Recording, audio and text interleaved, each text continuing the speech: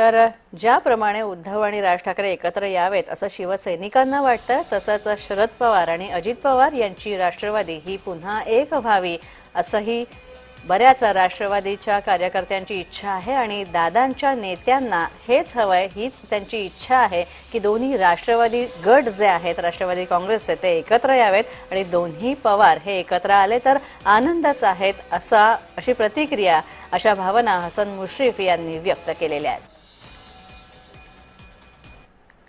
पवार साहेब आणि अजित पवारांची जी भेट झाली त्याबद्दल अजून अजित पवार साहेबांनी आम्हाला काय याबद्दलची कल्पना दिलेली नाही आणि त्याबद्दलची मला माहिती नाही काय आहे.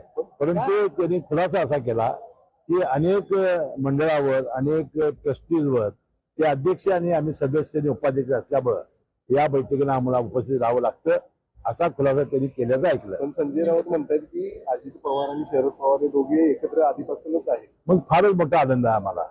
संजय राऊतांना जर पवार साहेबांनी सांगितलं असेल तर फार मोठा आनंद आम्हाला सर्वांना होईल.